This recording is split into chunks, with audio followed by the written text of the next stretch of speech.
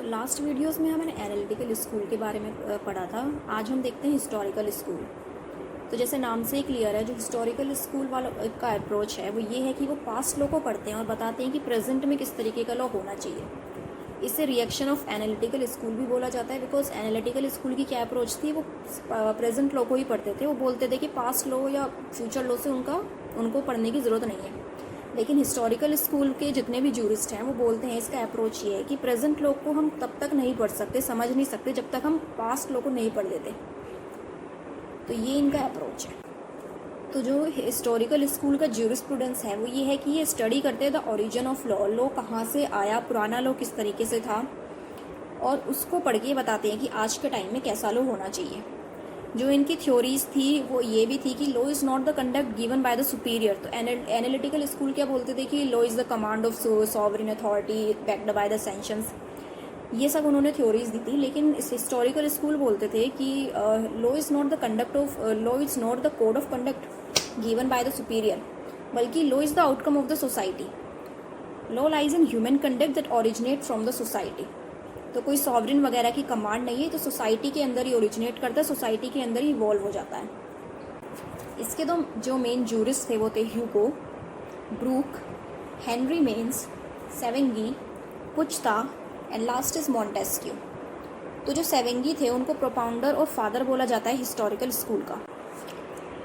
जो इनका ज्यूरिस्प्रूडेंस था ये क्या पढ़ते थे, ये भी पास्ट लॉ को पढ़ते थे। और जो उन्होंने लीगल थ्योरी दी वो दी वॉल्किस्ट की लीगल थ्योरी। सेवेंगी बोलते थे कि Volksgeist is the course of law, और लॉ जो ओरिजिनेट होता है वो वॉल्किस्ट से होता है। और वॉल्किस्ट क्या है, कॉमन कंसाइंस है जो कि सोसाइटी में फॉलो करती है। एक एग्जाम्पल से समझते हैं, जो पुराने लोग होते थे वो सन को वर्शिप किया करते थे, क्योंकि उनके according the sun is giving them so much, उनसे उनको काफ़ी कुछ मिलता था। तो उन्होंने सन को जो था वो एक तरीके से भगवान मानना शुरू कर दिया, उसको वर्शिप करना शुरू कर दिया और ये सब फॉलो करने लगे। जब ये सारे सब एक सोसाइटी इसको एक पर्टिकुलर सोसाइटी इसको फॉलो करने लगी तो ये बिहेवियर में टर्न हो गया, और with the passage of time ये जो बिहेवियर था ये कस्टम बन गया। और अगर कोई भी कस्टम अनडिस्प्यूटेड रह जाता है तो फिर वो लॉ बन जाता है। तो इसी तरीके से लॉ ओरिजिनेट होता है। लॉ सोसाइटी के अंदर ही ओरिजिनेट होता है और सोसाइटी के अंदर ही इवॉल्व होता है। इसी को उन्होंने बोला, जो कॉमन कंसाइंस है सोसाइटी की, उसी को उन्होंने वॉल्किस्ट का नाम दिया। और सेकेंड ये भी बोलते थे कि लॉ का कोई यूनिवर्सल करेक्टर नहीं होता, बल्कि इसका लोकल करेक्टर होता है। बिकॉज सोसाइटी में बहुत सारी कम्युनिटीज़ रहती हैं और हर एक कम्युनिटी या फिर सोसाइटी एक सेट ऑफ रूल्स को फॉलो करती है। तो जो हर सोसाइटी है उसका खुद का एक कॉमन कंसाइंस होगा, तो डिफरेंट सोसाइटी का डिफरेंट कॉमन कंसाइंस हो गया। तो इसकी वजह से लॉ को हम कोई यूनिवर्सल करेक्टर नहीं दे सकते। लॉ डिफरेंट हो सकता है, वेरीज कर सकता है ये सोसाइटी टू सोसाइटी। इसी का ही रीज़न है कि सेपरेट लॉ एग्जिस्ट करता था हर सोसाइटी के अंदर, और उसी सोसाइटी से ओरिजिन हुआ, उसी में इवॉल्व हो गया। और इसी थ्योरी को इन्होंने थ्योरी ऑफ इवोल्यूशन भी बोला। तो जैसे हम सबको पता है कि ह्यूमन बीइंग का जो इवोल्यूशन की थ्योरी थी वो डार्विन ने दी थी 1861 के अंदर। लेकिन इन्होंने theory of evolution of law दी जो कि 1861 से भी पहले दी। तो इस वजह से जो डॉक्टर एलन थे, इन्होंने सेवेंगी को डार्विनियन बिफोर डार्विन भी बोला, बिकॉज इन्होंने theory of evolution of law Darwin से भी पहले दे दी थी। भले ही उन्होंने ह्यूमन बीइंग की दी थी, इन्होंने लॉ की इवोल्यूशन की थ्योरी दी थी, बट डॉक्टर एलन ने इनको डार्विनियन बिफोर द डार्विन बोला। ये भी बोलते थे, ये कोडिफिकेशन ऑफ लॉ के भी बोलते थे कि ये लास्ट स्टेज है। जब कम्प्लीटली लॉ इवॉल्व हो जाएगा तब हमको कॉडिफाइड करना है, उससे पहले हमको कॉडिफाइड नहीं करना लॉ को। और ये कहते थे कि जो लेजिस्लेचर्स हैं, जो लेजिस्लेटिव बॉडीज़ होती हैं, उनका कुछ काम नहीं होता लॉ से रिलेटेड, सिर्फ एक काम है उनका, एट द एंड जब लॉ पूरी तरीके से इवॉल्व हो जाएगा तो उसको कॉडिफाई कर देना। और जो लॉयर्स और जजेस हैं ये है mouthpiece of the law. तो ये वेरी इंपॉर्टेंट पार्ट है सोसाइटी के, और ये माउथ पीस है कॉमन कंसाइंस को। और सिर्फ लेजिस्लेटिव का काम तो सिर्फ कॉडिफिकेशन है। तो ये सारी थ्योरीज थी। अब इन फ्लो चार्ट के थ्रू ये अच्छे से समझा जा सकता है। अब सेकेंड जूरिस्ट आते हैं हेनरी में। ये 1822 से लेकर 1888 तक रहे, और इनका भी ज्यूरिस्प्रूडेंस वही था, ये भी पास्ट लॉ को पढ़ते थे। और उसके बाद इन्होंने पढ़ने के बाद पास्ट लॉ को लीगल थ्योरीज दी अपनी, theory of static to progressive society, और बोला कि जो लॉ है वो डेवलप होता है स्टैटिक टू प्रोग्रेसिव सोसाइटी में। और इन्हें सोशलिस्ट डार्विनिस्ट भी बोला जाता है। तो ये बोलते हैं कि इन्होंने सोसाइटी को दो तरीके से देखा और बोला कि एक स्टैटिक सोसाइटी होती है और वो स्टैटिक सोसाइटी बाद में जाकर के प्रोग्रेसिव सोसाइटी बनती है। तो स्टैटिक सोसाइटी का मतलब क्या होता है? ये बोलते हैं कि it is a primitive society, और जो स्टैटिक सोसाइटी है वो कोई डेवलप नहीं है, वो डेवलप साइंटिफिक और इंटेलिजेंट वे पर नहीं है।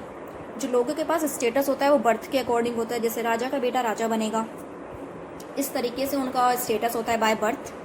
और लोगों के पास कुछ ज़्यादा राइट्स और लिबर्टीज़ नहीं होती हैं, और ना ही उनके पास कुछ कॉन्ट्रेक्चुअल पावर्स होती हैं। और सोसाइटी तब तक प्रोग्रेस नहीं कर पाएगी इससे जब तक वो इस स्टेज से बाहर नहीं निकलेगी। और अगर वो इसी स्टेज में रह गई, वो इस स्टेज से, स्टैटिक सोसाइटी से प्रोग्रेस नहीं कर पाई, तो फिर सोसाइटी कोलैप्स हो जाएगी।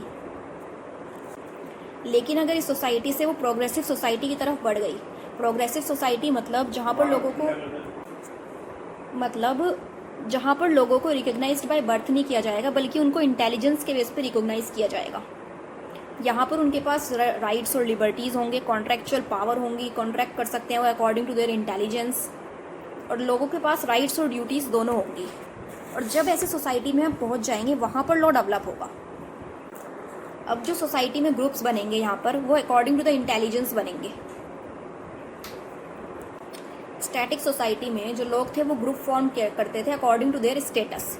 लेकिन आज के टाइम पर वो जो ग्रुप्स बनेंगे, जो ऑर्गेनाइजेशंस बनेंगी, वो बनेंगी उनकी क्वालिफिकेशंस के अकॉर्डिंग और उनके इंटेलिजेंस के अकॉर्डिंग। और जब ऐसा हो जाएगा तब वो ऑर्गेनाइजेशंस बनने लगेंगी अपना स्टेटस की वजह से नहीं, बल्कि क्वालिफिकेशन और इंटेलिजेंस की वजह से।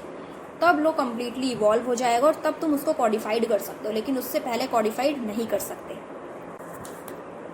जब लॉ इवॉल्व हो जाएगा प्रोग्रेसिव सोसाइटी में, तो इक्विटी, जस्टिस, फैटर्निटी और लेजिस्लेशन जैसे जो राइट्स हैं वो लोगों को मिल जाएंगे, और अब आराम से लॉ जो है वो कॉडिफाइड हो सकता है। लेकिन इसके बाद फिर से एक ऐसा टाइम आएगा जो हमारी प्रोग्रेसिव सोसाइटी है वो फिर से स्टैटिक सोसाइटी में बदलेगी, और ये जो साइकिल है ये ऐसे ही चलती रहेगी, static to progressive and progressive to static. Different basis पर ग्रुप्स बनेंगे, और उसके अकॉर्डिंग हमें देखना है कि जब लॉ कम्प्लीटली इवॉल्व होगा तभी हमें कॉडिफाइड करना है।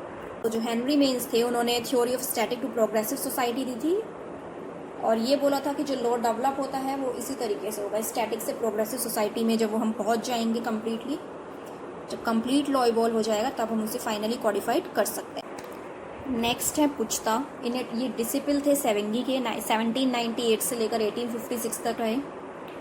इनका ज्यूरिस्प्रूडेंस था एवोल्यूशन ऑफ लॉ। इन्होंने पढ़ा कि लॉ किस तरीके से इवॉल्व होता है, पास्ट लॉ को स्टडी किया, और उसके बाद अपनी legal theory the, will theory, और बोला कि law is the outcome of will of the individuals. इन्होंने देखा कि जो इंडिविजुअल्स हैं वो सोसाइटी में वो एक दूसरे से अपने बेनिफिट्स के लिए लड़ते रहते हैं, और बेनिफिट्स तो उनको होते नहीं, उसकी जगह उनको लॉस होना शुरू हो गया। तो उन लोगों ने डिसाइड किया कि हम सोसाइटी फ्रेम करते हैं जो कि हमारी सबकी विल को एक रिप्रेजेंट करेगी। इसी तरीके से सोसाइटी बनी, और फिर सोसाइटी ने एक डेवलप की विल दैट एवरी, जिससे कि हर कोई पर्सन हैप्पी रह सके, खुश रह सके।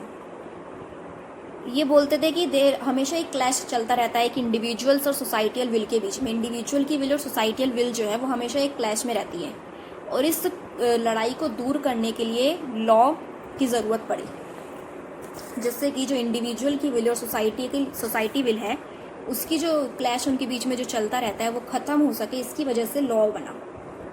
आज के सिनेरियो में भी हम देखते हैं, उसके बहुत सारे एग्जाम्पल्स हैं, जैसे कि लाउड स्पीकर्स अलाउड नहीं है।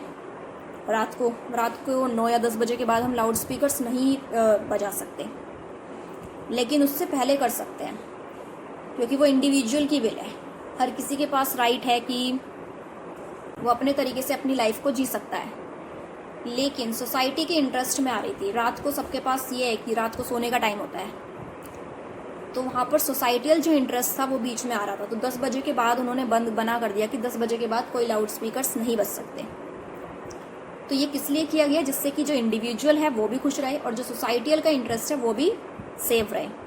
इसी तरीके से जैसे कि सबके पास freedom to speech and expression है, फंडामेंटल राइट है, लेकिन उसके कुछ रेस्ट्रिक्शंस भी दे रखे हैं। किसी को डिफेम नहीं कर सकते, इंटरेस्ट मोरालिटी के अगेंस्ट नहीं होना चाहिए। तो जो रेस्ट्रिक्शंस हैं, हमें राइट्स भी मिले हुए हैं, लेकिन उसके ऊपर कुछ रेस्ट्रिक्शंस भी लगाए हुए हैं।